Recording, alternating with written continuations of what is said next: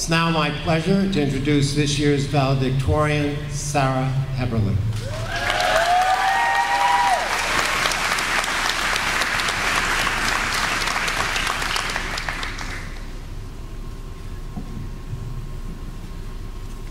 Mr. Steers, Dr. Clark, Headmaster Sheehy, Father Sebastian, faculty, family, friends, students, and the class of 2010, it is an honor to speak to you today.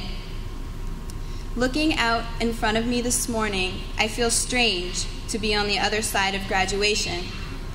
Having attended every graduation since freshman year, I remember relaxing with friends and snickering as one student had to deliver a speech in front of so many people. I'm not laughing now. While I admit that it is intimidating to deliver a speech on behalf of my class in front of such a large gathering, it is more intimidating and nerve-wracking to know just who the individuals are that sit before us and the roles that they have played and will continue to play in our lives. They are our parents, our family members, our friends, our teachers, and our advisors, the very people that have shaped the Canterbury community and have ensured that we make it across this stage today. That is, provided Mr. Sheehy lets us past him. We thank you for your continued guidance and support. Without you, this day would have been a lot harder to reach. I thank my classmates.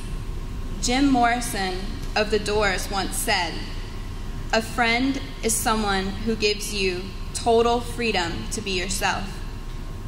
Thank you, class of 2010, for your support, compassion, and passion, but most of all for your friendship. We can each say that the friendships formed here have made the hours of studying, cramming, essay writing, and test taking well worthwhile. In my experience, there was always a friendly face that made taking Mr. McCabe's exams tolerable, or made me feel more relaxed when I was not the only one laughing about his cat isosceles.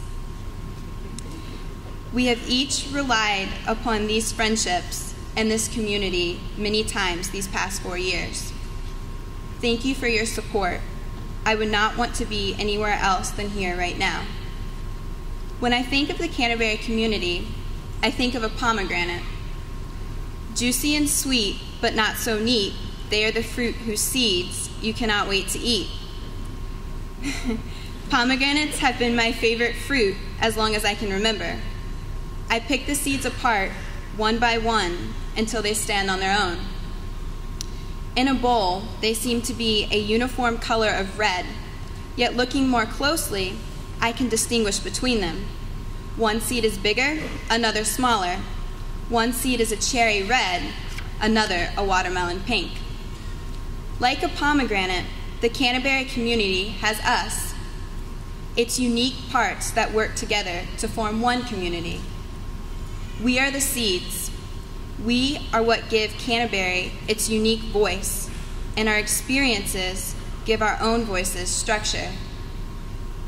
We have athletes, volunteers, artists, scholars, performers, and musicians. At Canterbury, we have partially laid the framework for ourselves, but we have always been eager to experience new growth, whether by trying a new sport or taking a harder class. While we browse through the produce section in a supermarket, we see a pomegranate might match the redness of an apple, the roundness of an orange, or the smoothness of a banana, but when you cut it open, its seeds make it different.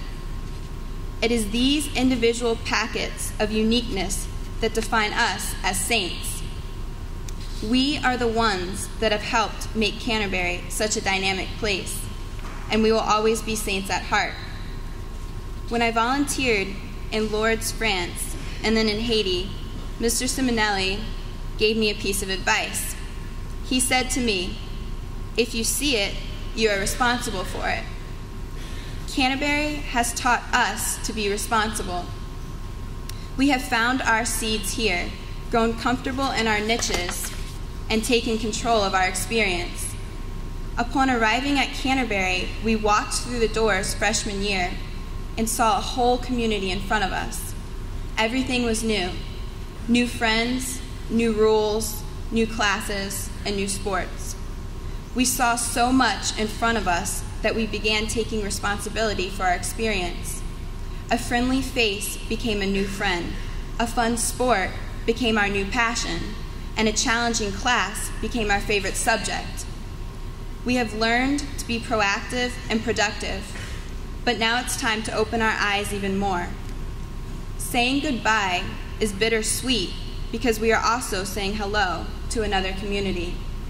We are saying hello to everything that awaits us.